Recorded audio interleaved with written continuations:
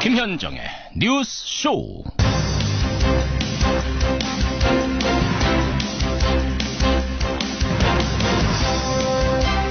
어젯밤 달 보셨습니까?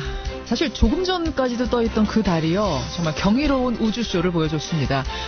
오후 9시 무렵부터 조금씩 가려지기 시작하더니 10시 반경에는 완전히 모습을 감췄고요.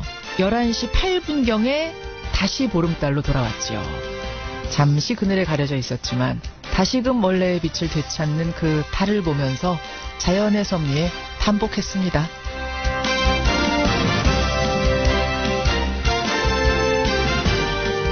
시청자 여러분 안녕하십니까? 오늘 남북이 함께 군사분계선을 넘어서 남으로 옵니다. 남북 공동훈련을 위해서 북한 마식령 스키장에 갔던 우리 스키 선수들하고 북한 측 스키 선수들 32명이 한 전세기를 타고 함께 오는 거죠.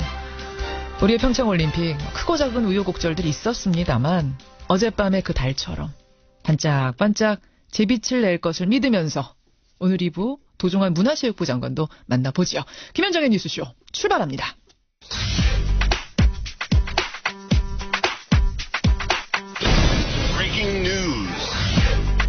김현정의 뉴스쇼가 주목한 오늘의 포인트 김정훈 기자 나와 있습니다. 어서 오세요, 김 기자. 네.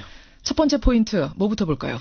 안 터지는 곳 없는 미투의 확산입니다. 미투. 나도 당했다. 미투. 폭로가 곳곳에서 쏟아져 나오고 있습니다. 네, 서지현 검사의 성추행 고백 이후에 정말 곳곳에서 성폭력 피해자들의 폭로가 잇따르고 있습니다. 어제는 또 다른 여성 부장검사가요. 성적 괴롭힘은 암암리에 여전히 존재할 것이지만 힘이 닿는 데까지 돕고 싸우겠다. 이런 글을 검찰 내부통신망에 올렸고요. 현직 부장검사가. 네. 한 여성 변호사는 사법연수원 시절 자신을 지도한 검사로부터 성희롱을 당한 사실을 언론에 털어놓기도 했는데요. 여성 변호사를 중심으로는 이러한 사례들을 수집 중이라고 하네요. 예. 그리고 성폭력이 가장 만연한 곳 중에 하나가 역시 대학일 텐데. 대학. 네. 한 대학원생이 지도 교수로부터 성희롱을 당한 사례를 미투 해시태그와 함께 SNS에 올리면서 실명으로요. 네.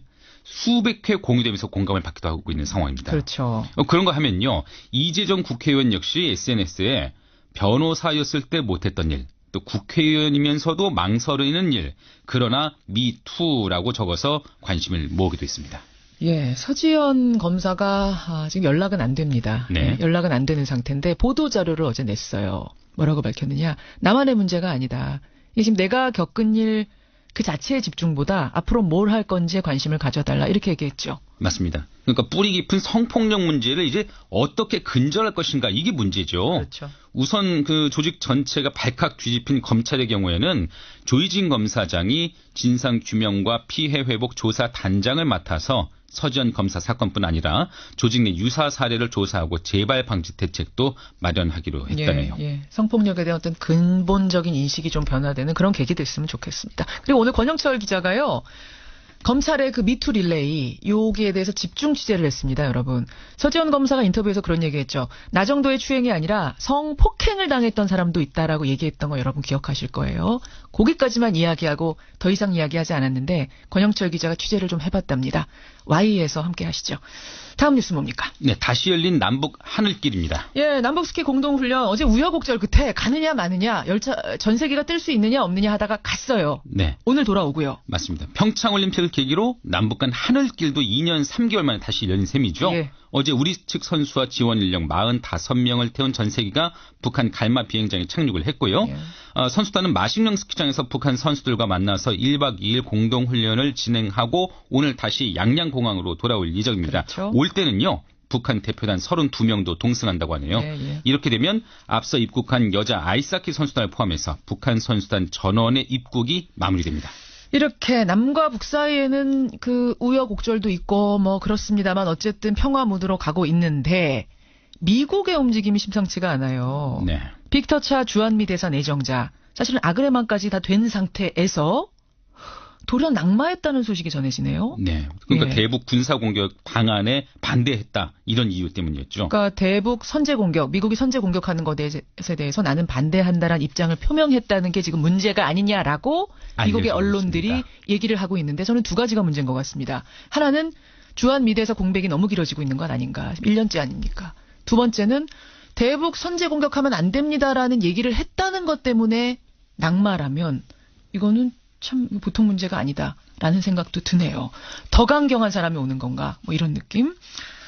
하나만 더 보죠. 네, 국민의당 중재파의 선택입니다. 중재파 어떤 선택입니까? 바른정당과의 통합을 앞두고 집안 싸움이 끝갈 때까지 가고 있는 국민의당 그 중재파가 오늘 입장을 밝힌다고 하는데요. 오늘요? 원래는 오늘 예정됐던 전당대회는 취소가 된 거죠. 그렇습니다. 통합 반대파가 민주평화당 창당에 참여하면서 이중당적 문제가 불거졌기 때문에 일단 전당대회는 취소됐고요. 이런 가운데 국민의당 중재파가 최종 입장을 표명하기로 했거든요. 안철수 대표는 중재파가 통합에 동참한다면 13일 통합 전당대회 직후 사퇴하겠다 이런 입장을 밝혔는데 중재파가 어떤 선택을 내릴지 주목됩니다. 여기까지 오늘의 포인트 김정훈 기자 수고하셨습니다. 네. 대통령을 재앙과 죄인으로 부르고 네이버의 댓글은 인신공격과 욕설, 혐오의 난장판이 되어버렸습니다. 이제 조금 비판 기사가 난다고 이것을 수사를 의뢰하고 내로남불의 전형이다. 국정원 댓글은 불법이고 문슬람 댓글은 적법합니까? 예, 오늘 그 미투 관련된 이야기는 Y뉴스에서 권영철 선 기자와 함께 해보기로 하고요. 새로운 뉴스를 하나 좀 전해드리겠습니다. 민주당이 조작된 악성 댓글과의 전쟁에 나섰습니다. 민주당 내 디지털 소통위원회라는 게 있죠. 여기에서 국내 최대 포털 사이트 네이버에서 네티즌들이 댓글을 조작한 정황이 있다 하면서 경찰에 수사를 의뢰했습니다. 그러니까 같은 행동을 계속해서 반복하게 하는 매크로라는 프로그램이 있는데 이걸 사용해서 기사가 게재되는 즉시 악성 댓글을 달고 이 댓글에 대한 좋아요 수가 급속도로 늘어나게 하는 이런 방식을 쓰는 게 아닌가 의심이 된다는 건데요. 자, 이게 도대체 무슨 말인지 또 이게 사실이라면 누가 이런 일을 한다는 건지 자세하게 짚어보겠습니다. 더불어민주당 디지털소통위원회 최민희 위원장 연결을 해보죠. 최 위원장님 안녕하세요. 안녕하세요. 경찰에 수사를 의뢰하셨는데 저는 궁금한 게 댓글의 내용 자체가 문제인 겁니까? 아니면 베스트 댓글을 만드는 그 방법이 조작됐다. 그 방법의 문제인 겁니까? 두 가지 다인데요. 우선 다? 민주당 가짜뉴스 대책 법률단, 법률대책단은 2번에 걸쳐서 경찰에 문제되는 것들을 고발했습니다. 1월 29일 날 고발한 내용은 가짜뉴스와 악의적 댓글, 허위 댓글 등을 고발한 것이고요. 그건 이제 내용의 문제인 거고. 그렇죠. 그리고 1월 31일 날 매크로 등 댓글 조작 의혹에 대해서 고발한 겁니다. 그러니까 허위 사실도 문제가 되고 그리고 댓글을 조작한다는 의혹. 그래서 댓글을 조작한다면 그것도 문제다. 두 가지 다입니다. 근데 내용의 문제 같은 경우는요. 물론 가짜 뉴스는 안 되겠습니다만 그런 거 말고 정부에 대해서 현 정부나 대통령에 대해서 비난하는 댓글, 비판적인 댓글 이거는 개인의 표현의 자유 영역 아닌가 생각하시는 분들도 많거든요. 어떻게 보세요? 우선 댓글이 허위이면 그것도 문제가 됩니다. 그리고 실제로 허위 댓글이 굉장히 많습니다. 그건 이제 가짜 뉴스에 해당하는 거니까 그건 문제가 되는 것이고. 그다음에 두 번째는 정부 정책에 대한 비판. 그건 뭐 표현의 자유 영역입니다. 그런데 비판을 하는 과정에서 입에 담지 못할 욕설. 그 욕설의 정도가 입에 담지 못할 수준인 것이 있고요. 또 어떤 것에 대해서는 그 성적인 비하도 있습니다. 이런 것은 기본적으로 안 되는 거라고 생각합니다. 자유한국당에서는 지금 뭐라고 하냐면 아니 뭐 쥐모니 닭모니 이렇게 박근혜 이명박 대통령 비난하는 댓글 달릴 때는 표현의 자유라고 하더니 문 대통령 비난하는 댓글이 베스트 댓글이 되기 시작하니까 댓글에 문제 있다고 하는 거 아니냐 뭐 이런 이야기합니다. 그 차원 어떻게 생각하세요? 그거는 잘 모르고 하시는 내용 같습니다. 그러니까 그 단순히 풍자적으로 대통령을 비하하는 네이밍을 쓴다거나 그런 단순 풍자에 대해서는 이번에는 고발해서 제외했습니다. 아까 문 뭐 이러면서 요새 이제 비하하는 그런 단어들 그 자체는 문제 이번에는 제외했다. 근데 그 문 뭐뭐 뒤에 반드시 욕설이 붙습니다. 되게. 그래요. 그 욕설이 붙으면 이제 문제 되는 것이고 그 이름 자체를 가지고 이렇게 바꾼 것 자체를 문제 삼진 않았다 이 말씀이세요. 그러니까 문제가 되지만 이번 고발에서는 문 뭐뭐 플러스 욕설까지 된 것. 그러면 심한 욕설, 그거 고발했습니다. 과거에 쥐 뭐뭐 당 뭐뭐 하면서 했던 것들에 대해서는 어떻게 생각하시는 겁니까? 저 개인적으로는 그 대통령에 대한 모욕성 네이밍은 안 된다고 생각합니다. 그게 누구든. 누구든. 네, 저 개인적인 생각입니다. 이 부분은. 그때도 그것은 잘못됐던 것이다라고 생각을 한다. 그때 민주당에서는 근데 그거에 대해서 문제 제기를 하거나 그러진 않으셨던 걸까요? 그것은 제가 그 당시 18대, 19대 때, 18대 때는 제가 국회에 없었고요. 이제 그거보다 지금 홍준표 대표 등께서 문제 제기하는 부분. 이명박 박근혜 대통령 시절에는 이런 인터넷상의 여러 가지 댓글 문제에 대해서 아무것도 하지 않고 허용했는데 왜 이 정부에서 이러냐? 이런 부분이 있었습니다. 근데 그건 너무 빨리 까먹으신 것 같아요. 지금 기억해 보시면 사실 우리 모두 악플은 표현의 자유라고 할 수 없다. 헌법의 보호를 받을 가치가 있다. 이렇게 생각하는 분들 계실 텐데요. 제가 읽어드린 지금 이 표현. 홍준표 대표가 하신 거예요. 그래요. 악플은 표현의 자유라고 할 수 없다. 헌법의 보호를 받을 가치가 없다. 알겠습니다. 아까 최민희 의원 생각하시기에는 주의 뭐뭐, 당 뭐뭐, 문 뭐뭐 다 이렇게 대통령 비하하는 인격을 비하하는 표현은 옳지 못하다고 보는 것이고 이번에는 다만 욕설까지 붙은 경우에 대해서만 문제 삼았다. 이런 말씀. 자, 그리고 지금 민주당에서 내용 자체보다 더 중하게 보고 있는 게 댓글에 좋아요 수를 조작해서 베스트를 만들고 있다는 의혹. 이거라고 하셨어요. 네. 이게 무슨 말입니까? 우선 포탈의 뉴스가 사람들의 주목을 받는 일면으로 올라가는 경우 혹은 댓글이 많은 뉴스, 공감이 많은 뉴스 이런 것들이 있습니다. 그 주목도가 올라가는 방식들인데요. 그렇죠. 그 주목도를 올라가는 방식 중에 특정한 댓글을 달고 누군가 그럼 그 댓글에 공감을 한꺼번에 많이 누르는 겁니다. 정상적으로 보이지 않는 방식으로. 공감, 좋아요 수가 많아지면 그 댓글이 위로 올라가죠. 일명 베스트 댓글이 되는데. 그렇죠. 예. 단시간에 좋아요, 나빠요, 공감 이런 숫자가 급속도로 늘었단 말씀이세요? 네. 그래서 이게 주로 일어난 것이 새벽 시간대. 그래서 새벽 시간대에 매크로 사용으로 기계적 조작으로 좋아요, 혹은 나빠요가 발생하는 상황들이 많았습니다. 구체적인 사례를 좀 들어주실 수 있을까요? 그러니까 자연스럽게 올라가는 것과 기계를 쓴 것으로 의심되는 것 어떻게 차이가 나던가요? 예를 들면 제가 그 자료를 뽑았는데요. 남북 관계와 한반도 정세와 관련한 기사가 있었습니다. 요게 맨 위에 제 입으로 말씀드리기가 좀 그런데 대통령을 비하하고 아주 그런 댓글이 달립니다. 그러면 그 댓글에 집중적으로 그러니까 좋아요가 눌러집니다. 그러면 1분 사이에 그 좋아요가 100개, 150개씩 클릭됩니다. 1분에 100개, 150개 정도 달리지 않나요, 보통은? 그렇게 이렇게 달릴 수도 있는 건 아닌가요? 그렇지 않습니다. 아니에요? 되게 요건 이제 평균치를 본 건데요. 그런데 요때 비공감, 좋지 않다. 요것은 거의 한 10개, 11개밖에 클릭이 되지 않습니다. 그러니까 100개, 비공감이 적은 거, 이거는 이제 차치하고, 1분에 100개에서 150개 좋아요는 기계를 쓰지 않는 이상은 어려울 것이다. 네, 그런 경우. 그런데 이제 이것을 똑같이, 비트코인과 관련된 기사의 댓글을 보면, 요게 글이 하나 달리면, 이게 정상적인 경우라고 보이는데, 1분 후에 증가되는 게 한 10개, 20개 정도. 요렇게 좋아요가 눌러집니다. 이게 그냥 그렇게 느낌으로만 알고 계시는 거예요? 아니면 다른 근거도 또 있습니까? 그러니까 요와 같은 예가 수없이 많이 저희에게 고발되어 왔고 심지어는 공감이 눌러지는 것을 초 단위로 잰 게 있습니다. 제 화면으로 그런 고발도 들어왔습니다.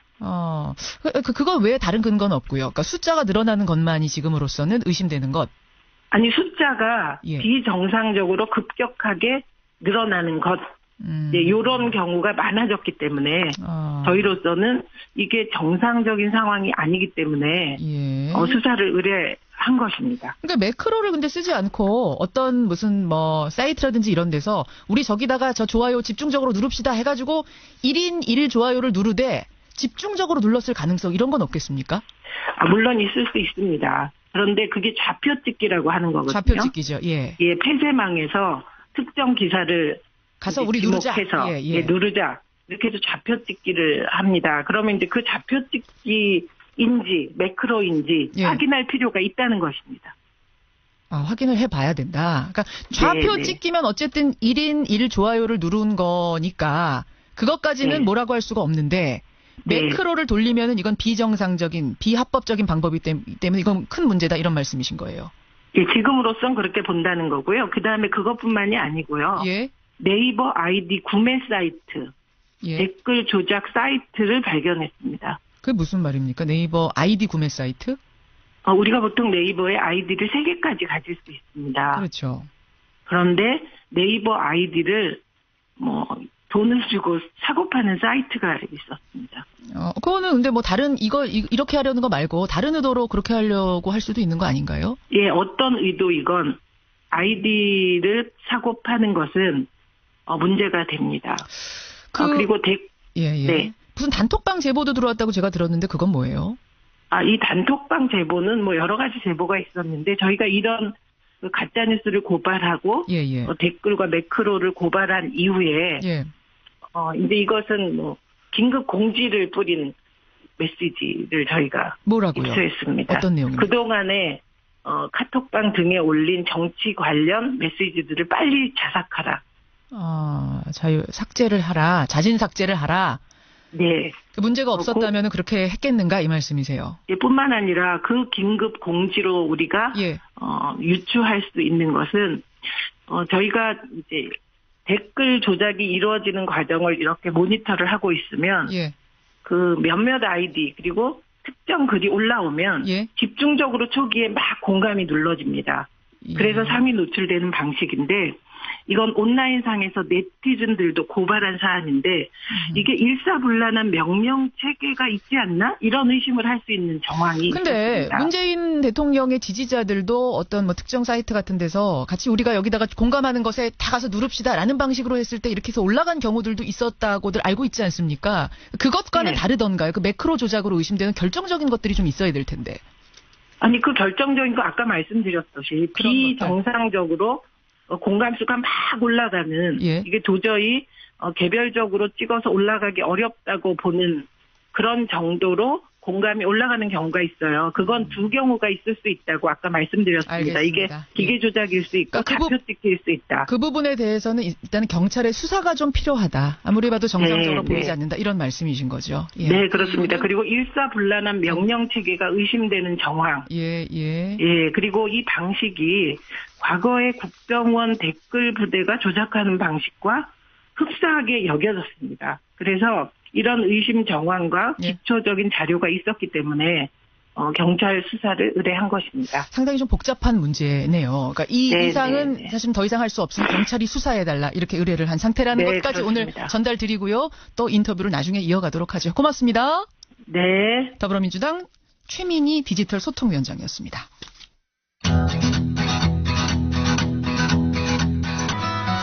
김성환의 행간 시사평론가 김성환 씨 나오셨습니다. 어서 오세요. 네, 안녕하세요. 오늘 행간에서도 굉장히 복잡한 내용 가지고 오셨는데 네, 시간이 없어서 하여튼 부지런히 들어가 보죠. 뭡니까? 어제 서울중앙지검이 영포빌딩 지하 2층 창고를 또 압수수색했습니다.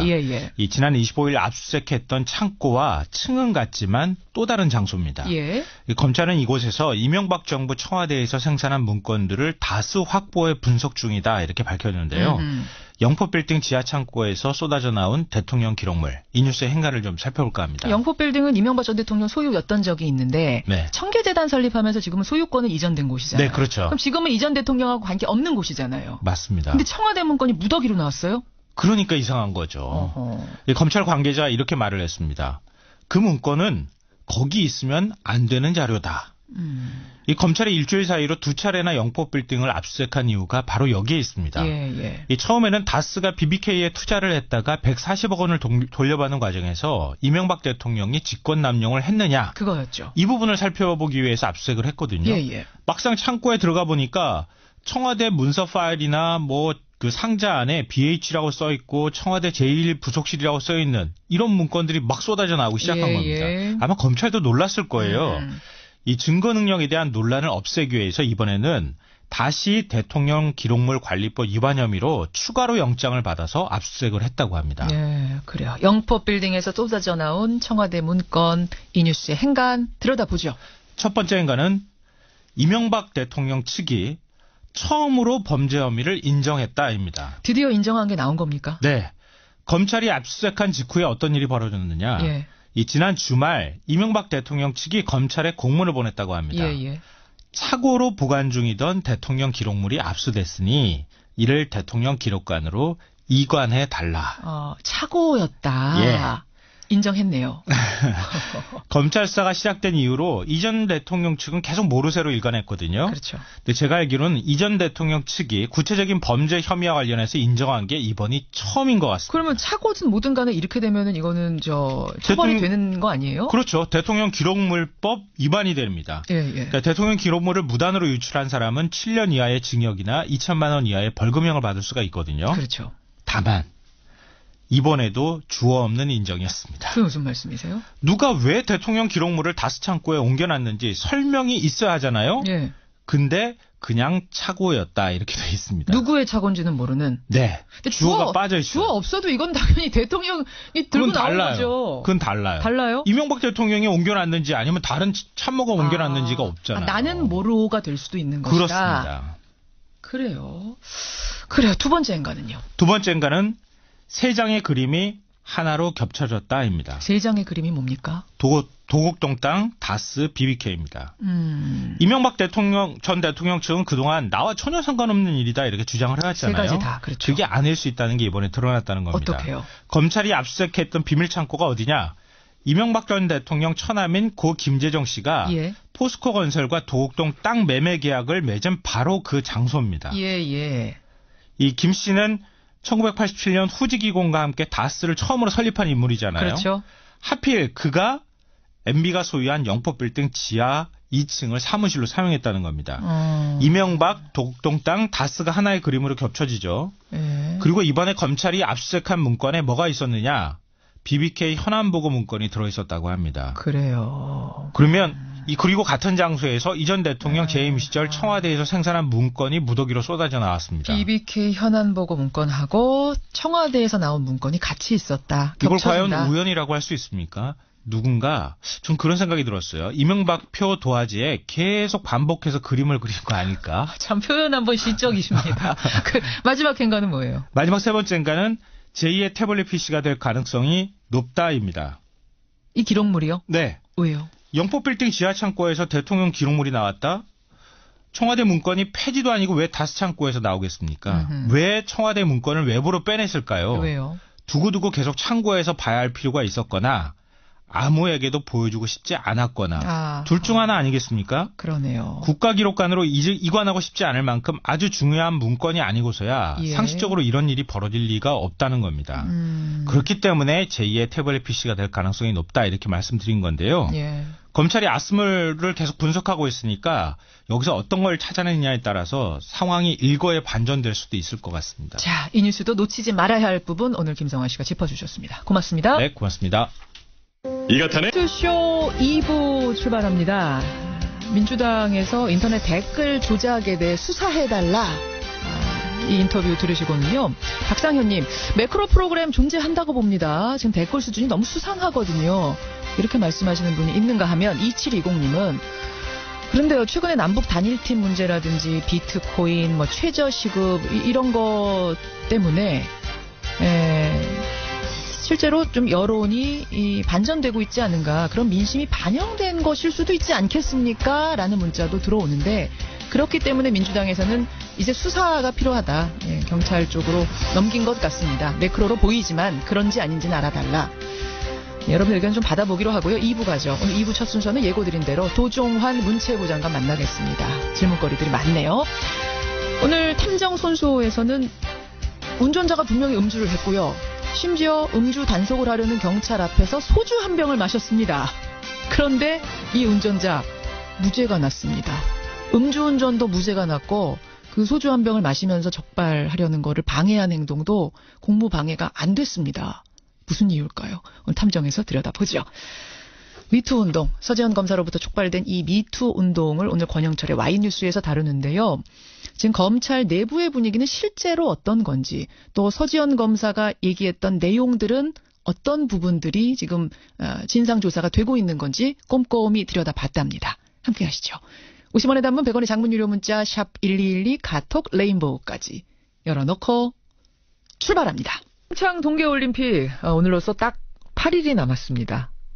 30년 만에 우리나라에서 개최되는 올림픽이죠. 게다가 총 92개국 2,925명의 선수가 등록을 다 마치면서 동계올림픽 사상 역대 최대 규모로 잔치가 벌어지게 됐습니다.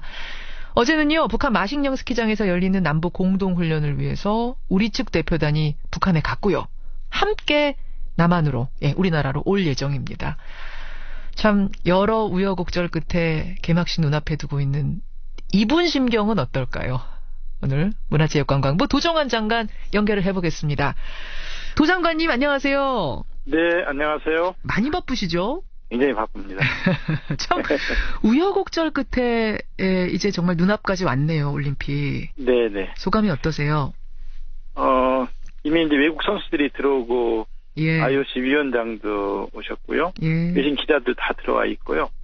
9일날 시작이 아니라 이미 시작되고 있다고 저희는 보고 있고요. 평창 동계올림픽을 치유의 올림픽, 화합의 올림픽, 또 번영으로 도약하는 올림픽, 평화올림픽으로 치르려고 합니다. 도와주시면 고맙겠습니다. 굉장히 간절하게 들립니다. 도와주시면 고맙겠습니다. 사실은 같이 치르는 거죠, 정말 국민들이. 네, 그럼요. 고비 생각해보면 뭐 쉬운 순간이 없었겠지만 제일 보람됐던 순간 어떤 순간이세요?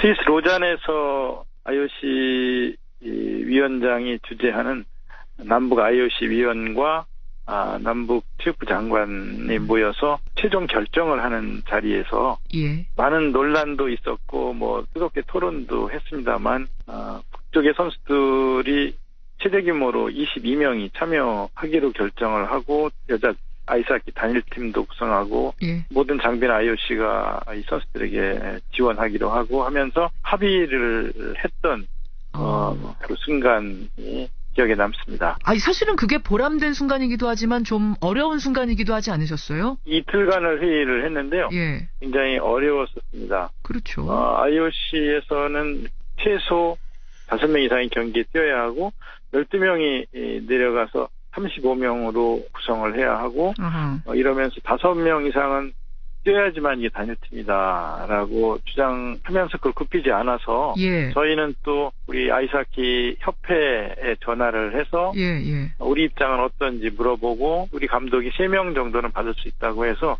우리 안을 관철시키는 일을 정예를 거듭하면서 애를 쓰셨습니다. 아니 IOC 측에서는 더 많은 인원을 포함시켜야지만 우린 허락하겠다 이렇게 됐던 거예요? 북한이 요구한 게 아니라? IOC 요구입니다. IOC에서 왜요?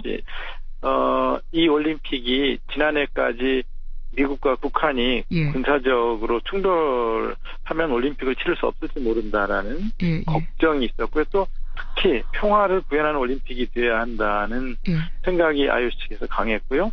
그래서 심지어는 IIHF, 즉 국제 아이스하키 연맹 르네 파젤 회장은 우리 게임 엔트리 22명에다가 북한 선수 5명을 더 포함해서 27명으로 해주겠다라고까지 제안을 했습니다만 저희가 그거는 다른 나라 선수들은 22명이 뛰는데 저희가 27명이 뛰는 것은 공정하지 않아서 우리가 거절. 그거는 안 받겠습니다라고 얘기를 했고요. 그 정도로 국제 아이스하키 연맹이나 IOC는 적극적으로 남북이 하나 되는 모습을 보여주면 좋겠다는 입장이었습니다. 아니 사실은 북한이 요구를 해왔다. 그걸 우리가 다 수용한 거다. 뭐 이렇게들 알고 계시는 분이 많았는데 오히려 IOC가 나서서 평화올림픽 만들기 위해서 그리고 사실은 북한이 많이 참여할수록 더 안전해지니까 안전올림픽 만들기 위해서 더 받아라 오히려 IOC가 그런 거예요? IOC하고 IIHF 국제 아이스하키 연맹에서는 아예 우리나라만 27명의 게임 엔트리를 주겠다고 얘기를 했습니다. 아니 근데 이제 우리 선수단 측에서 반대의 목소리가 나온다 이렇게 알려지면서 또 실제로 캐나다 출신 감독이 반대 표명을 하기도 했고 조금 난감하셨을 것 같아요. 3명 받는 것도. 네. 이 과정은요. 말하자면 1월 9일 날 남북 고위급 회담을 하면서 남북이 단일팀을 구성해보자라는 논의가 시작된 거잖아요. 그렇죠. 결정 권한은 IOC한테 있단 말입니다. 그래서 1월 10일 날 선수들이 미국 전지훈련에서 돌아왔거든요. 그래서 저희가 바로 아이스하키 협회, 우리 아이스하키 협회장을 임원단을 만났고요. 예. 선수들의 의견을 드려야 될 것 같아서 예. 그다음 날은 차관과 체육부장이 선수들과 감독을 만났고요. 감독이 돌아오신 날. 예. 그리고 그다음 날은 대통령과 제가 내려갔고 저하고는 따로 얘기를 하자 그래서 선수들의 애로사항과 제일 원하는 점이 어떤 것인지 이야기를 들었고요. 그런 걸 토대로 해서 1월 19, 20일 날 IOC에서 회의를 해서 최종 결정을 한 거죠. 아, 그러면 선수들이 반대하는데 지금 정부가 무리하게 밀어붙였다라고들 많이 알고 계시는데 그게 아니란 말씀이세요? 선수들은 1월 9일까지는 미국에 전지훈련을 하고 있었고요. 예. 선수들이 들어온 거는 1월 10일 지금 제가 기억을 하는데요. 그때부터 저희가 바로 만났던 겁니다. 그때 의견은 어땠어요? 선수들 의견은? 그때 의견은 선수들은 지금 어떻게 되는 건지 우선 상황 설명부터 해달라고 하고 결정된 거냐 그래서 결정된 건 아니다라고 이야기를 했고 그리고 피해가 갈까 봐서 국민들이 많이 걱정을 하셨지 않습니까? 그랬죠. 우리 선수들에게 피해를 주면 안 된다. 또 선수들에게 물어보거나 상의하지 않고 왜 국가가 마음대로 결정하느냐 이런 의견들을 많이 주셨잖아요. 이건 정당한 문제제기라고 저희는 보고요.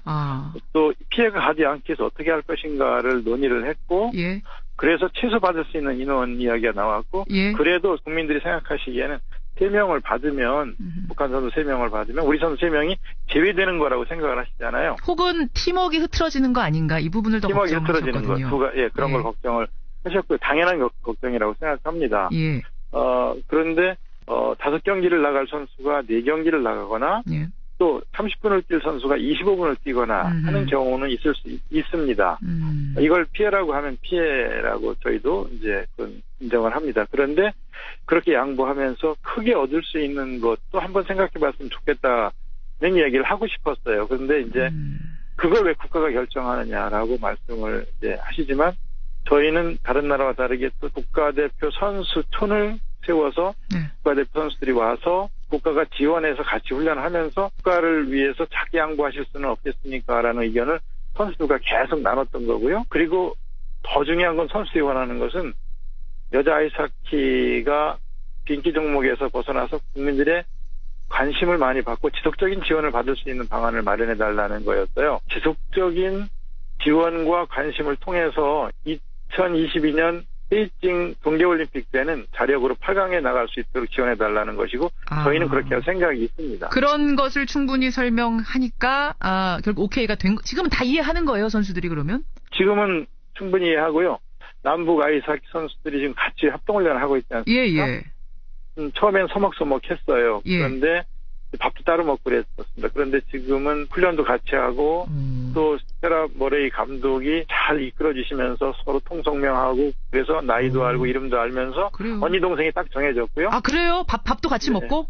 예, 그렇습니다. 그리고 또 며칠 전에는 북한 여자 주장 선수 생일을 이어서 생일 잔치도 같이 해줬고요. 케이크 놓고 막 이렇게 생일 축하 노래도 부르고 그래요. 네, 그렇습니다. 그래요. 네. 예. 그렇게 하면서 지금 합동훈련을 하고 호흡을 맞추고 있는 과정입니다. 사실 선수가 제일 중요하거든요. 이번에 국민들이 그렇습니다. 반대했던 것도 선수들 때문이에요. 다른 것보다. 그렇습니다. 선수들 피해 보면 안 된다 이거였는데 지금 뭐 웃으면서 정당한 지적이고 정당한 그 의견이 나올 수 있는 의견이죠. 그럼요. 네. 저희가 그런 점에서 국민들께 소상하게 설명을 드리지 못한 점은 저희 불찰이고요. 죄송하다는 말씀 드리겠습니다. 사과까지 하셨습니다. 도종환 장관.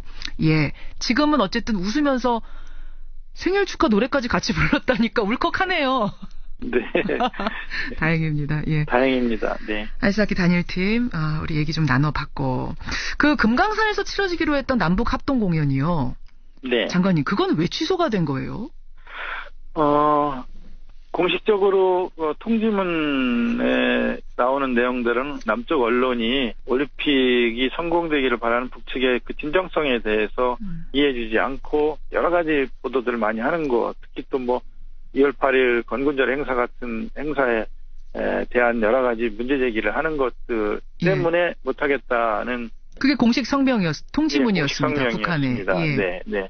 그렇죠. 네, 실제로 준비 단계에서 저희들이 느꼈던 거는 금강산이 여러 해 동안 방치되어 있지 않았습니까? 그랬죠. 예. 그래서 지금 저희 시설이지만 몰수당에 있는 형태로 되어 있는데 전기가 지금 안 들어오고 있는 어려움이 있습니다. 그래서 이제 그 전기 발전차를 돌리기 위해서 경유를 가지고 올라가야 되는데 예. 이게 대구 제재 품목이다 뭐 이러면서 예. 문제제기가 계속되는 거에 대한 불편함이 있었던 것은 아닐까 추측을 해봅니다. 좀 자존심도 상할 수 있고. 네, 그렇죠. 그럴 수 있을 것 같습니다. 그런 네. 부분에 대한 걸림이 아닐까. 근데 이게 개막식 전날 열병식을 하는 문제, 이거는 걸림돌 안 되겠습니까? 그것도 좀 걱정스러운데요. 원래는 문화행사, 강릉문화센터에서 하는 문화행사 2월 어떤 날을 할 것인가를 남북이 서로 논의하는 과정에 예. 제가 IOC의 스위스 로잔에 가서 좀 전에 말씀드린 그런 문제들 논의할 때 IOC 위원장께서 예. 2월 9일은 절대 안 된다고 하시더라고요. 개막식 날 다른 문화예술 행사 같은 걸 하는 것은 정말 곤란하다. 개막식 준비에 집중해야 된다. 예. 9일 날은 곤란하다. 그래서 이제 8일 날로 옮겼는데 그게 또 마침 건군절 행사를 준비하고 있는 거예요. 그렇죠. 그거는 저쪽에서 오랫동안 준비했던 건 저희들이 미처 파악을 못했었는데요. 그날을 맞춰서 혹시 강릉 아트센터에서 하는 공연도 그날에 맞춰서 하는 거 아니냐 이런 오해를 받을 수도 있고 또 북쪽에서 하는 그 행사도 올림픽 전날 일부러 무력시를 하는 거 아니냐 이런 오해를 받을 수도 그렇죠. 있는 상황이 됐습니다. 개인적으로는 좀 옮겨줄 수 있으면 얼마나 좋겠는가 올림픽을 치르는 예. 저희 입장에서는 그렇죠. 그런 생각을 하고 있습니다. 예. 요청을 좀 해볼 물밑으로 요청이 좀 들어가곤 있나요? 저희는 뭐 여러 경로를 통해서 그런 의견을 전달하고자 하는 거죠. 하고자 하는 겁니까? 아니면 좀 되고 있습니까? 그것까지는 제가 또 다른 부처의 일이라서 예. 제가 저희 부처 관련된 일까지만. 알겠습니다. 도종환 문화체육관광부 장관 지금 만나고 있습니다. 오랜만에 모셨으니까요. 문화계 현안도 얘기를 좀 나눠봐야겠습니다. 네. 올해 최저임금 16.4% 역대 최대폭으로 올랐습니다. 근데 문화계에서도 그동안에 쭉 근로환경 개선 좀 해달라. 우리도 임금 좀 올려달라. 이런 요구가 있었거든요. 문체부 그 관련 분야들 상황은 좀 체크해 보셨어요, 장관님? 네. 예, 어떤가요? 직접 뭐 현장에 나가서 방송 외주 제작업체들 일하시는 분들 만나기도 하고 체육 관련 쪽에서 일하시는 분들, 비정규직에서 정규직으로 전환된 분들 뭐 이런 분들 많이 만났습니다. 예. 저임금 근로자도 저희 문화체육 관광 분야에는 참 많고요. 100만 원 이하의 급여밖에 못 받는 예술인들이 전체 예술인의 72% 정도 되는 게 저희 문화예술 쪽의 현실이라서 어마어마하네요. 예. 네, 극단의 대책을 장기적으로 준비해가면서 마련하지 않으면 안 된다는 생각을 하고 있습니다. 월 100만 원 소득이 안 되는 문화예술인이 70 몇 %요? 72%. 특단의 대책을 장기적으로 보시겠다고 했는데 예. 떠오르시는 게 있을까요? 일단 최소한의 기본적인 생활을 할 수 있는 안전망이 구축이 돼야 되는데요. 일단 촬영이 없거나 무대에 서지 않는 때 실업급여 형태로 지급해 줄 수 있는 예술인 고용보험 제도를 만들려고 합니다. 구상하고 계시는군요. 내 임기 중에 그거 좀 해보고 싶다 말하자면 이런 구상이세요. 예. 가능하다면 올해 안에 법을 만들고 내년 시행하고 이렇게 하고 싶은 생각이 있습니다. 알겠습니다. 문화체육관광부 도종환 장관. 평창올림픽이냐 평화올림픽이냐 뭐 평화올림픽이냐 평양올림픽이냐 이런 얘기 올림픽입니다. 나올 때마다 많이 불편하시죠? 네, 꼭 평화올림픽으로 실현해야 된다고 생각을 하고요. 예. 그래서 평화공전, 평화교류가 이어지는 계기를 스포츠 올림픽이 만들어낼 수 있기를 저희는 간절히 바랍니다. 평양올림픽 그 얘기 들을 때마다 진짜 어떠세요? 실제로 올림픽이 열리면 전 세계 사람들이 평창을 결국은 기억하게 될 것입니다. 올림픽 시작이 되면 그런 이야기들은 쑥 들어갈 거다. 그 말씀. 그렇습니다. 예. 국민 여러분 함께해 주시면 고맙겠습니다. 끝까지 최선을 다해 주십시오. 고맙습니다. 고맙습니다. 예, 문화체육관광부 도종환 장관이었습니다.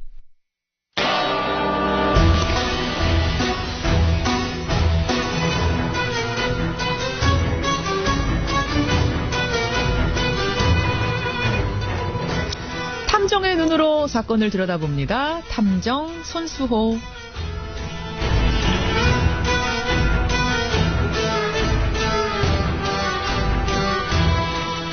우리 사회에 관심을 모으고 있는 사건을 보다 자세히 들여다보는 시간이죠. 탐정 손수호. 오늘도 손수호 변호사 나오셨습니다. 어서 오십시오. 네, 안녕하세요. 어제 다리 3번 변했거든요. 슈퍼문. 네. 블루문. 그다음에 블러드문. 네. 어떤 거 보셨어요? 저 오늘은 없나요? 제가 어제 못 봐가지고. 끝났어요? 아쉽네요. 네. 이제 재미없는 답변. 한 개도 못 보신. 죄송합니다. 정말 못 봤습니다.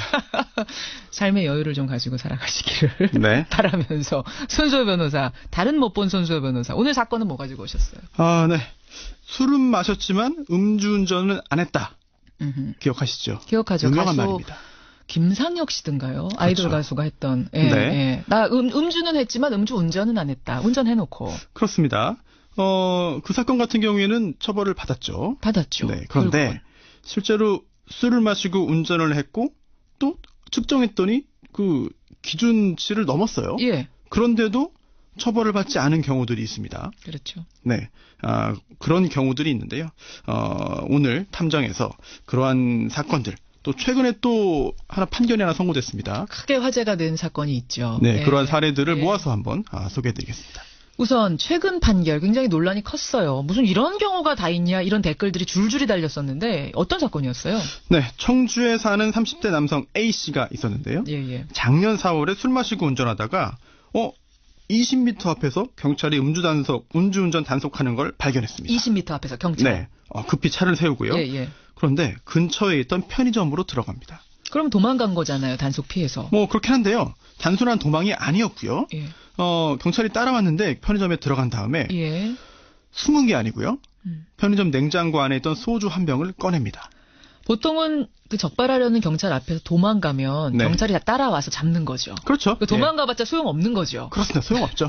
이 사람은 근데 잡히기 전에 네. 소주를 꺼내서 마셔요. 네. 벌컥벌컥. 경찰이 말렸어요. 예. 근데도 경찰 손을 뿌리치면서까지 결국 소주를 반병 정도를 벌컥벌컥 마셨습니다.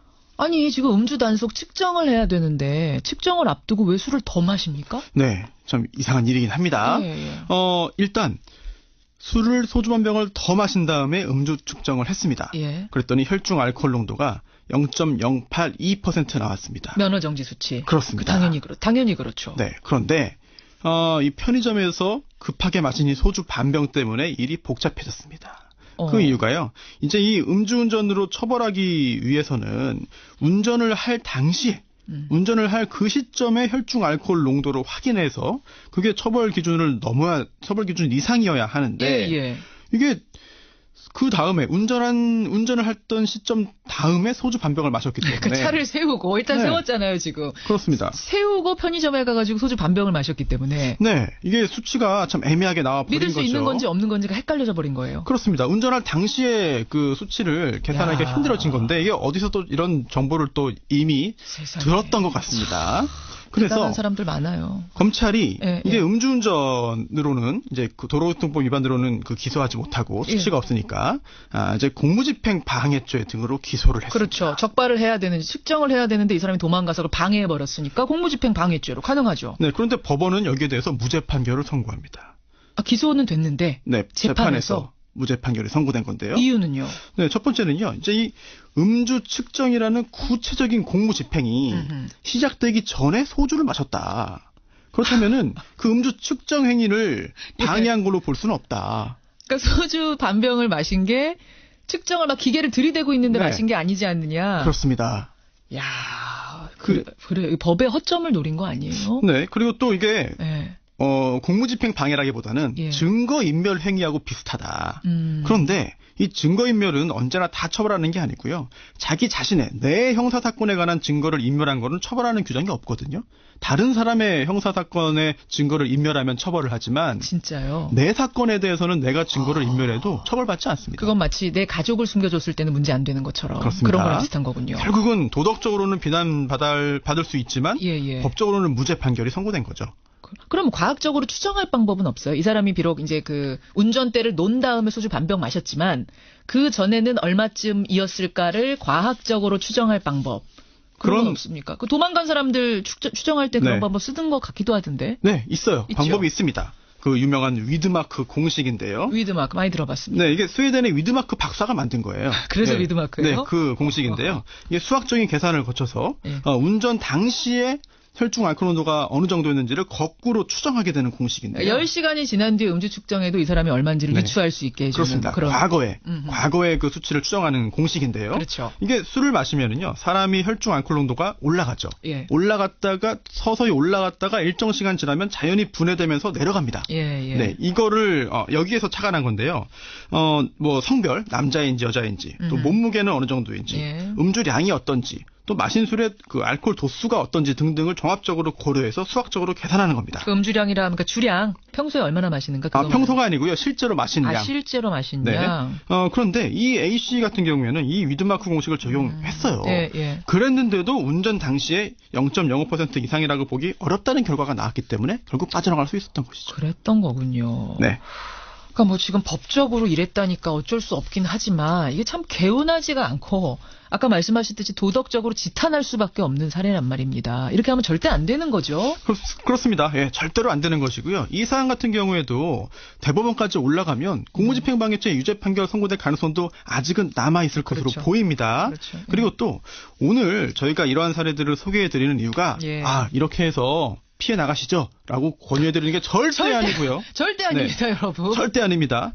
엄청난 도덕적인 비난이 있었던 사례들이고 그렇죠. 또 이러한 일들이 한두 번 발생하면 또 이렇게 허점을 막아야 됩니다. 그럼요. 허점을 막자. 이런 일이 생겨서는 안 된다. 처벌을 정확하게 하자라고 하는 취지로 좀 공론화시키기 위해서 말씀을 드리고 싶습니다. 법의 허점을 개선해봤으면 좋겠다. 여러분 한번 생각해보죠라는 차원이라는 거를 손소 변호사님 탐정 시작한 이후로 오늘 가장 흥분하면서 말씀하셨어요. 그랬나요?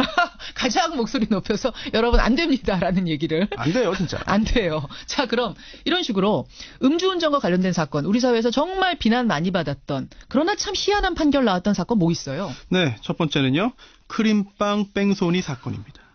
이거 유명하잖아요. 이게 아내를 위해서 크림빵을 사오던 가장이, 굉장히 젊은 가장이 뺑소니 차에 치여서 숨졌던 그 사건이잖아요. 네. 새벽에 길을 가던 행인이 차에 치여서 사망하는데요. 가해자가 도주합니다. 뺑소니 친 거죠. 그런데 알고 보니까 이 피해자의 아내가 임신 7개월이었습니다. 그리고 또 이 피해 남편이 아내에게 줄 크림빵을 사들고 귀가하던 길에 사고를 당했는데요. 많은 국민들이 함께 슬퍼하고 또 분노했습니다. 그렇죠. 결국 가해자는 숨어 있다가 19일 만에 자수를 했죠. 이게 또 유명했던 게 어떤 그 유명한 커뮤니티에 제보 같은 게 올라오면서부터 이 수사가 활발하게 됐던, 그래서 더 유명해졌던 사건. 이거 다 아는 사건인데 근데 가해자가 그때 음주했었습니까? 그렇게 추정이 되는 거죠. 이제 사고 전날 오후 5시부터 자정까지 술을 마셨고요. 정확하지 않지만 소주 2병 정도 마신 걸로 추정됐습니다.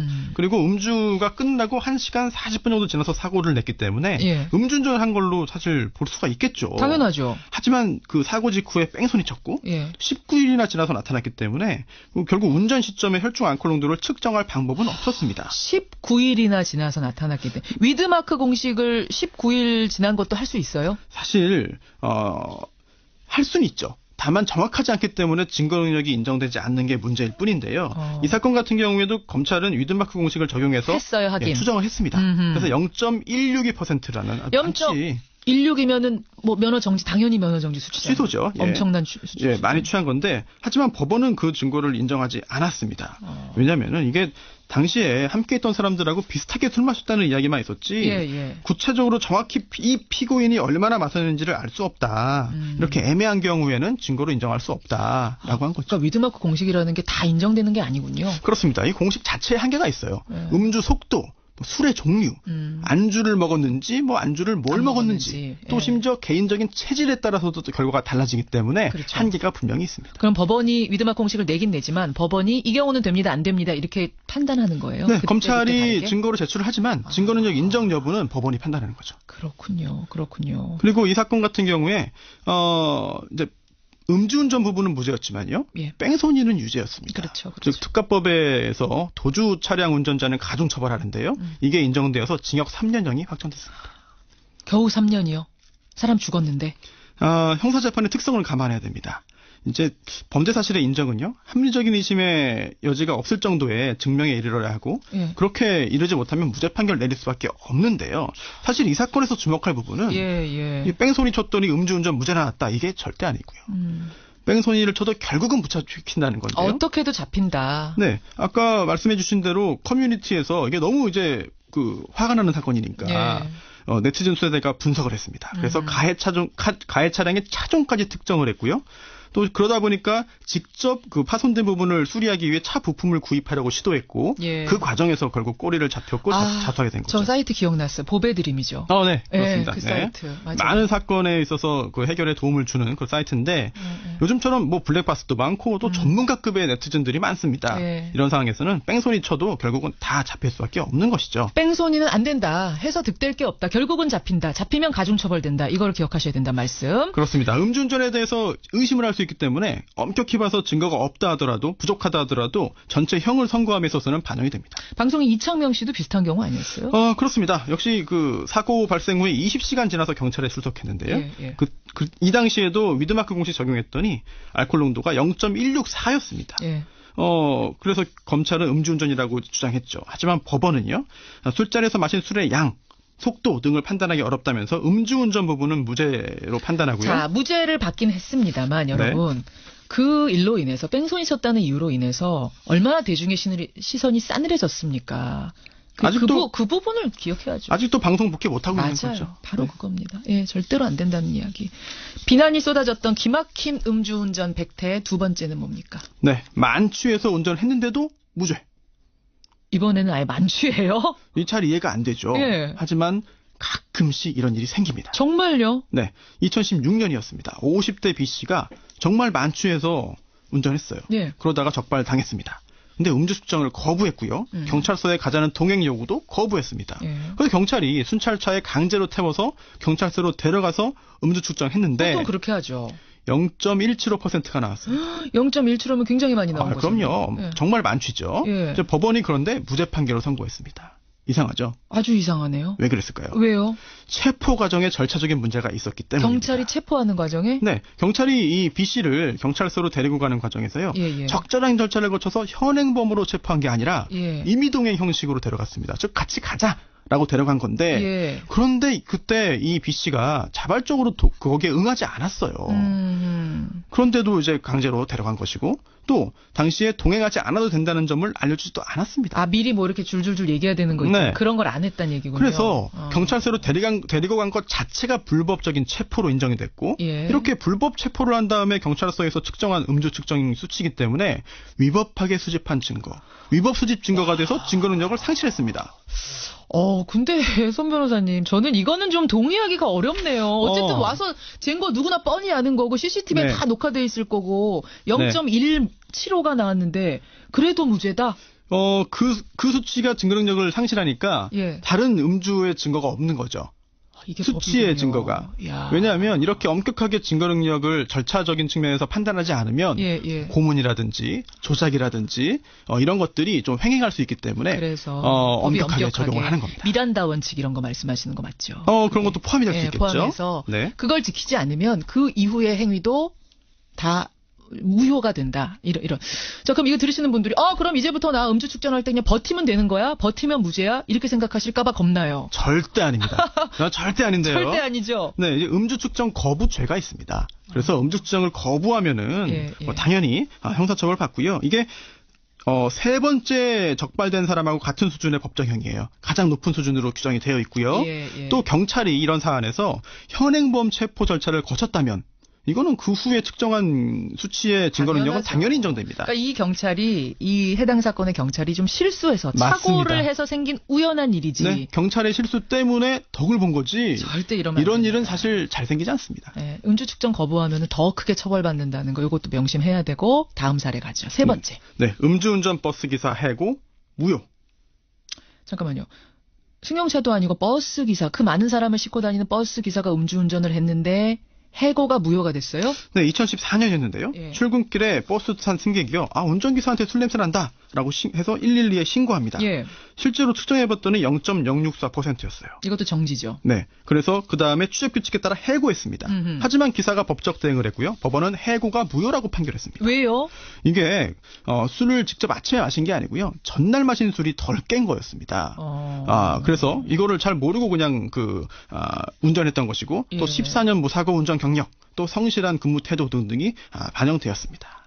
그래서 여러 가지를 종합해 봤을 때 해고까지는 너무하다. 네, 너무하다고 한 거죠. 사실은 이 부분에 있어가지고는 그 법원이 좀 구체적인 그런 사정을 좀 모두 좀 참작을 한 것으로 보입니다. 그렇죠. 해고까지는 너무하지만 그렇다고 해서 전날 밤 술이 덜 깬 상태에서 운전한 걸 잘했다고 하는 건 절대 아닌 거고. 그럼요. 이게 면허도 정지됐고요, 이 사람. 전날 술 마셨는데 자고 나도 술기운 느껴지면은요 운전하면 안 됩니다. 안 돼요. 네, 적발 대상입니다. 적발되면 이거 아무리 전날 아니라 전전날 마신 거라고 얘기해도 소용없어요. 네. 예. 야, 오늘 참 여러 가지들 지금 들으시면서 문자가 굉장히 많이 왔습니다. 많은 분들이 좀 공분하는 분도 계시고, 몰랐던 건데 이거 조심해야겠습니다 하는 분들도 계시는데, 손수호 탐정의 오늘 마지막 한마디. 0.03. 0.03? 네. 지금은 0.05%가 기준이죠. 처벌 기준. 음주운전 단속 기준. 이거를 정부가 국민생명지키기 프로젝트를 진행하면서 0.03으로 내리기로 했습니다. 0.03이면 어느 정도 먹었을 때가 0.03이에요? 평범한 성인 남성이요.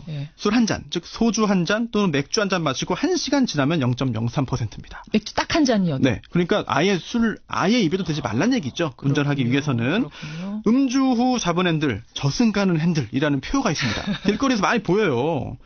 이게 정말 끔찍한 말이지만 사실이 될 수 있어요. 조심해야 됩니다. 맞아요. 그리고 오늘 말씀드린 것들은요. 이렇게 해서 무죄 판결 선고된 적이 있으니 이렇게 활용하라는 말씀 절대 아니고 그렇게 해도 다른 형태의 처벌이나 비난이 더 클 수 있습니다. 그렇죠. 이 부분 꼭 말씀드리고 싶습니다. 참 우리 사회에서 지탄받았던 음주운전 관련된 사건들 오늘 좀 짚어봤고요. 특히 요사이에 화제됐던 그 소주 반병 그 사람 1심 난 거잖아요. 그렇습니다. 이제 모릅니다. 2심, 3심 어떻게 되는지도 우리 함께 보도록 하죠. 계속 지켜보고 말씀드리겠습니다. 그러시죠. 탐정 손수호 변호사 수고하셨습니다. 네, 감사합니다.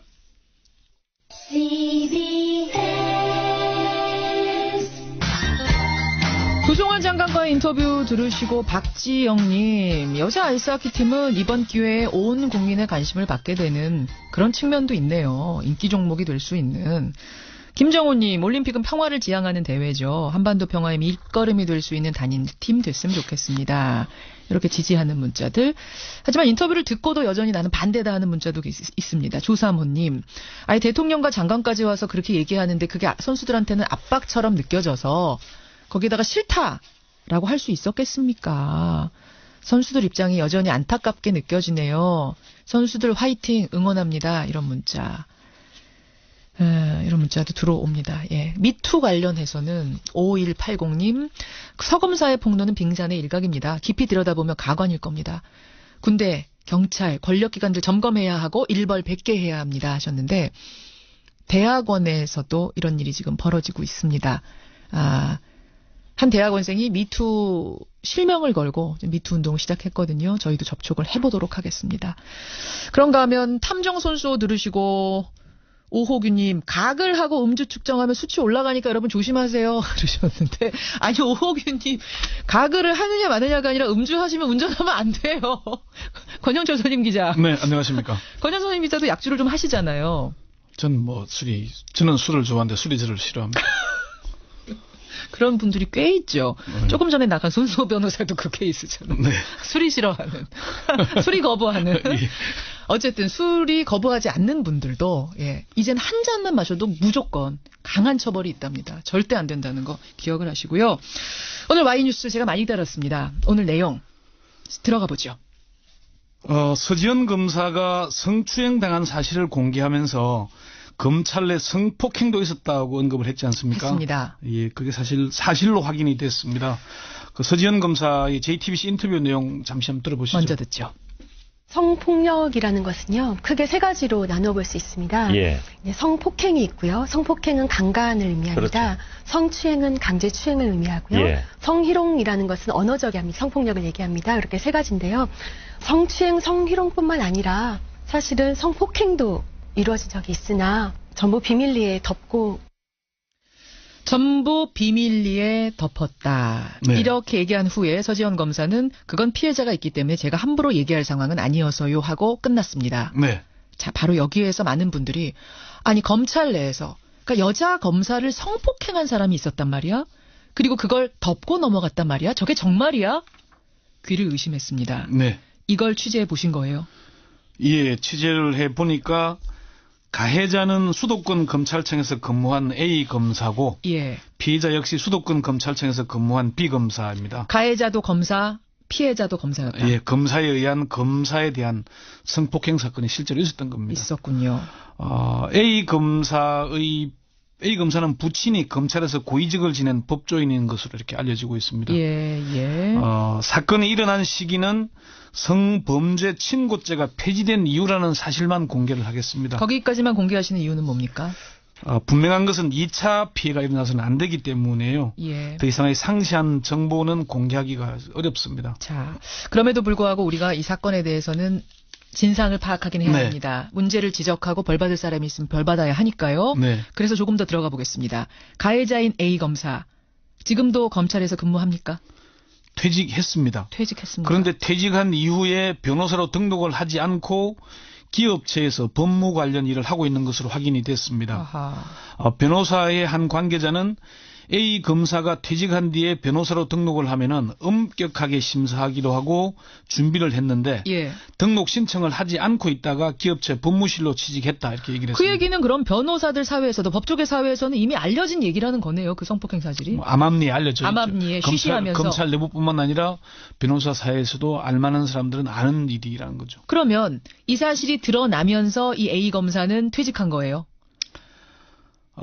그렇습니다. 사실은 이제 이게 문제가 돼서 퇴직을 한 겁니다. 그럼 퇴직하는 과정에서 처벌이나 징계 없이 그냥 스스로 퇴직했단 말입니까? 그렇게 됐습니다. 퇴직금 다 받으면서? 예, 징계 대상이면은 사표를 수리해서는 안 됩니다. 징계가 이루어지기 전까지는. 그렇죠. 그런데 어떻게 된 일인지 그게 가능했습니다. 성폭행이 일어난 시기가 성범죄에 대한 친고죄가 폐지된 이후인데도 A씨는 형사처벌은커녕 아무런 징계조차 받지 않았던 것이죠. 표면적인 이유가 있었을 거 아니에요. 징계를 하지 않은. 퇴직의 표면적인 이유는 제가 확인을 해보니까 부장검사와 사이가 안 좋아서였던 것으로 이렇게 알려지고 있습니다. 그러니까 그거 성폭행과 관련 없이 네. 부장검사와 사이가 안 좋아서 퇴직합니다. 이렇게 얘기하면서 공개적으로는. 당시 A 검사의 부장검사였던 C씨와도 통화를 했는데 왜 아무런 처벌이나 징계 없이 퇴직하도록 했냐 이렇게 물었더니 A 검사와 관련해서 나쁜 소문이 있다는 건 들었지만은 사건화되지 않았고 A 검사로부터 그런 얘기를 들은 바도 없다. 또 사표를 내는 마당에 자세한 걸 물어보지 않았다 이렇게 얘기를 했습니다. 그래요. 그렇지만 C씨의 이 말도 사실과는 좀 거리가 멉니다. 그래요. A 검사는 당시 감찰 조사까지 받았던 것으로 확인을 했는데 감찰 조사까지는 갔네요, 그럼. 네. 근데 이제 A 검사는 격렬히 저항을 했고 또 A 검사의 부친, 검찰의 고위직을 지낸 부친이 처벌과 징계를 피하기 위해서 상당한 로비를 벌였던 것으로 알려졌고 감찰까지 갔는데도 흐지부지 되면서 그 사이에 그냥 퇴직하고 나가버렸다는 얘기예요. 예, 물론 흐지부지 된 가장 결정적인 이유는 피해를 당한 B 검사가 사표를 받는 것으로 문제를 삼지 않았던 측면도 있습니다. 그게 알려지는 피해 여검사가 알려지는 걸 원치 않았기 때문에. 근데 지금 말씀하셨잖아요. 네. 친고죄는 이미 사라진 상태다. 네, 그렇습니다. 이게 성폭행이 확실하다면 당연히 처벌 징계를 하는 게 마땅한 건데 그것도 법조인들이 말입니다. 법을 아는 사람들이 이렇게 그냥 퇴직하게 놔뒀다면 이건 직무유기 아닙니까? 검찰 내에서도 그런 얘기들이 나오고 있습니다. 검사가 검사를 강간 또는 준강간했다는 사실을 알았다면은 당연히 형사처벌을 했어야 한다는 겁니다. 그렇죠. 한 중견 법조인은 친고죄가 없어졌으니까 성범죄가 있었다는 걸 알게 된 이상 피해자 의사와 무관하게 입건해서 조사하고 그에 맞는 처벌을 했어야 한다. 이렇게 얘기를 했습니다. 서로 피해자가 문제 삼기를 원하지 않아서 사표를 내고 나가는 것으로 덮기로 했더라도 징계는 했어야 한다는 것입니다. 그렇죠. 당시 상황을 잘 아는 중견 법조인은 피해자 B 검사가 원하지 않아서 처벌하지 못했더라도 징계는 했어야 한다. 하나같이 다 그 얘기를 하네요. 그러니까 법을 아는 분들은. 이번에 진상조사단 꾸려졌죠. 네. 검찰 내부에서. 그렇습니다. 그럼 이 성폭행 사건도 그 진상조사에 포함이 됩니까? 네, 그렇습니다. 대검은 서 검사가 폭로한 성추행 사건과 별도로 검찰 내 성폭행 사건에 대해서도 조사를 할 방침입니다. 검찰의 한 고위 관계자는 진상조사단에 감찰과 수사까지 전권을 줘서 성추행과 부당한 감사와 인사 그리고 별도의 성폭행 사건까지 조사하도록 했다. 처벌할 일이 있으면 당연히 처벌하게 될 것이다. 이렇게 얘기를 했습니다.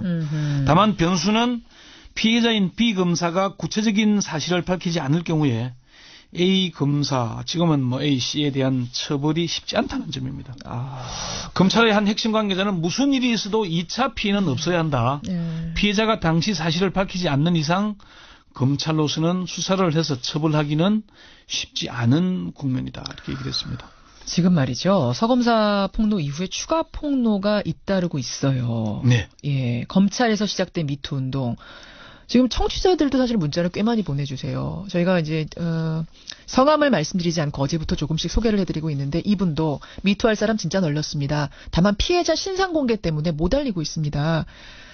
속으로 앓다가 우울증 걸리고 스스로 목숨을 끊는 사람들까지 있다는 것, 이거 기억해야 됩니다라는 이런 종류의 제보가 꽤 많이 들어오거든요. 그렇죠. 미투 나도 당했다 이런 운동이잖아요. 예. 변호사 출신의 민주당 이재정 의원이 그제 새벽 페이스북에 서지현 검사 옆에 서려고 몇 번을 썼다가 지우고 여전히 망설이고 있다. 페북창 열어 가득 메우고도 핸드폰 노트 페이지에 다시 옮겨다 놓고 아직도 망설인다. 사실은 미투. 나도 역시. 나도 당했다. 나도 당했다. 이런 얘기죠. 전직 여검사 A씨도 과거 직속 상관으로부터 비슷한 일을 당한 적이 있다고 틀어놨고요. 예. 뭐 관사 주소를 부르면서 오라 그래서 갔더니 어깨를 잡고 눈을 뭐 들여다봤다 이런 얘기 뭐 또 사법연수원생 시절 지도 교수에게 성추행과 성희롱을 당했다는 폭로도 나오고요. 법 쪽에 내서 사실은 이게 뭐 어떻게 법을 다루는 사람들이 엄격할 것 같지만 이런 문화는 또 사실 참 나쁜 문화가 사실은 많습니다. 지금 그래 갖고 국민들이 더 놀라는 거예요. 뭐 성추행, 성희롱, 성폭행 사건 정말 많이 기가 막히게 수두룩하게 일어나는데 여기는 지금 여기만은 안 그럴 거라고 생각했던 검찰 조직, 법 쪽에 어떻게 여기서 이러냐라는 것에 대해서 더 놀라고 있는 겁니다. 법원 내에도 그렇고요. 로펌들도 참 심하다고 합니다. 그래요. 그 뭐 아무런 관계 없는 젊은 여성 변호사를 사건 수임하거나 하기 위해서 뭐 대동을 하고 접대를 하거나 하기도 하고 뭐 그런 일들이 뭐 허다하다는 게 지금 그래서 법 쪽에 내에서도 지금 자정 움직임이 일고 있긴 합니다. 씁쓸하네요. 네. 씁쓸하네요. 근데 지금 서지현 검사 폭로를 두고 막 뒷말들이 수군수군 나온다는 얘기 제가 들었거든요. 요거 좀 아세요?